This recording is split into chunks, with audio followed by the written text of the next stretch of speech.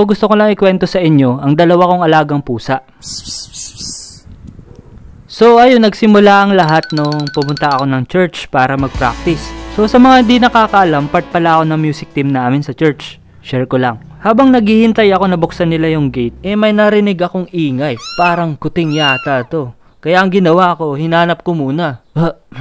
Galing pala doon sa kubo. Sa harap kasi ng church, tawid ng kalsada. May lumang kubo kasi doon na nakatenga lang. So pagsilip ko sa ilalim, may dalawa akong nakitang kuting. Di na ako nagdalawang isip na kuhanin. Kawawa kasi, tsaka isa rin akong certified cat lover. So ayun, dahil di naman agad ako makakauwi ng bahay, kaya ang ginawa ko, pinaiwan ko muna sa auntie ko.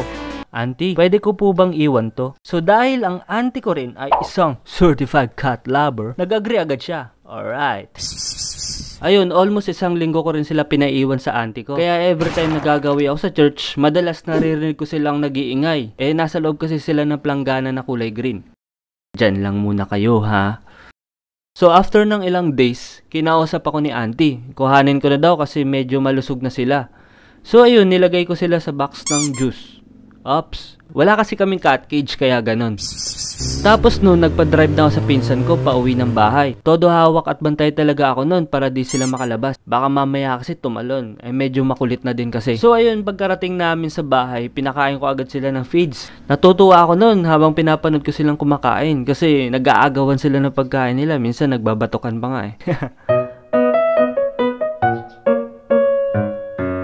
Alright. So describe ko lang yung ugali nila. Yung una, yung kulay orange, ang pangalan pala niya is si Kulit. Bali si mama pala yung nagpangalan sa kanya. So, sobrang kulit niya talaga kasi guys May ugali rin siya na tahimik lang sa umpisa, tapos bigla-bigla lang tatakbo ng mabilis. Tatalon kung saan-saan, madalas pa babangkain o wrestlingin niya yung ibang mga pusa na tahimik lang na nasa sulok.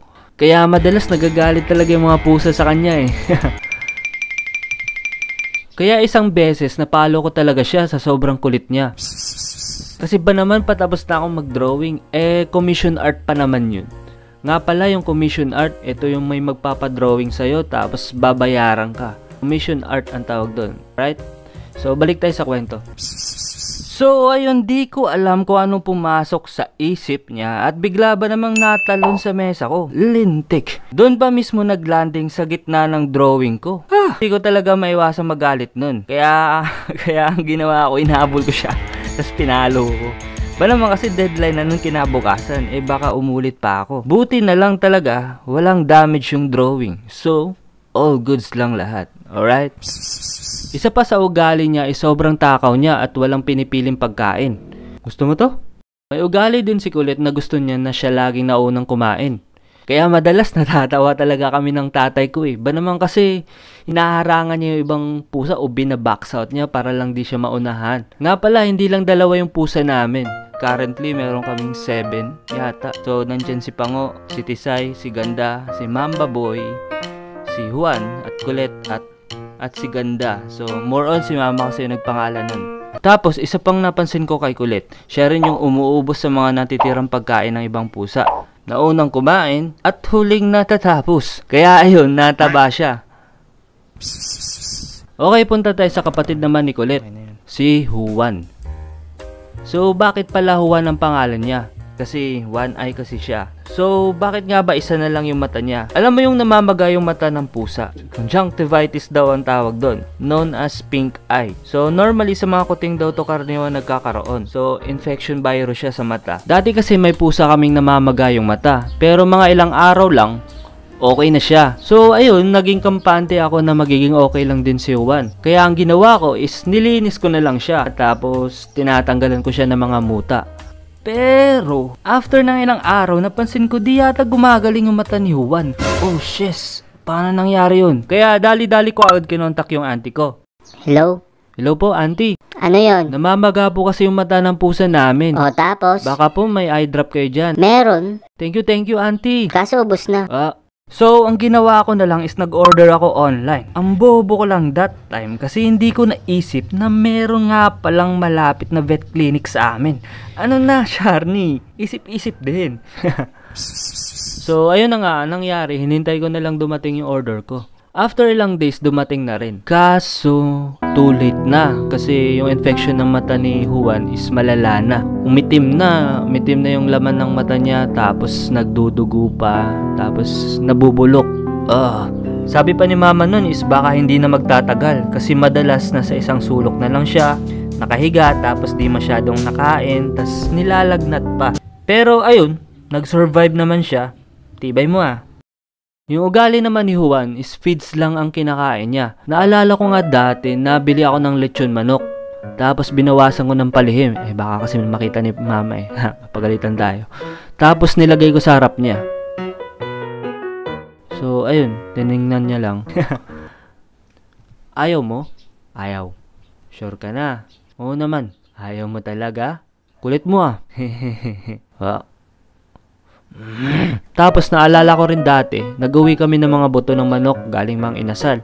So para ipakain sa pusa. Sayang din kasi kung itatapon lang nila, kaya inuuwi na lang namin.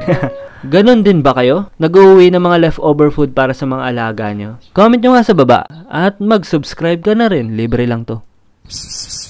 So ayun, pagkarating namin sa bahay nun, dali-daling pinakain ni Papa yung mga pusa. Kain lang kayo sarap yan, galing Mang Inasal.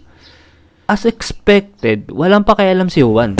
Kaya ang ginawa ko is pinasok ko na lang siya sa loob ng bahay. Tapos doon ko pinakain ng tapos mapili rin siya sa feeds. What if iligaw ko na lang kaya siya? Magkaiba man sila ng ugali, nagkakasundo naman kami pag matutulog na. Doon kasi sila madalas sa bed ko natutulog. Kahit tumatay kayo sa higaan ko, love ko pa rin kayo.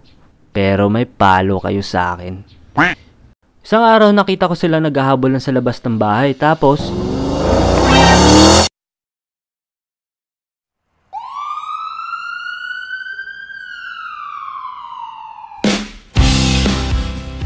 alright, hanggang dyan lang muna guys. Tuloy na lang natin yung kwentuhan natin sa part 2. Ay nga pala, comment nyo nga pala yung ano yung pangalan ng alaga nyo dyan. Either aso ba yan or pusa or kahit ano, alimango. So, ayun. At ano yung mga kakaibang ugali nila? So, babasahin ko yan.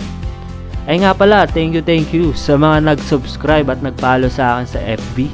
So, plus 200 subscribers tayo dito sa YouTube. Thank you sa inyo. Thank you. So, ang hirap mag-record dito sa amin. Sobrang ingay ng mga tao dito. At ingay ng mga motor. Ayun. Diba? So, ayun, yun lamang. I'll see you next time. Bye-bye.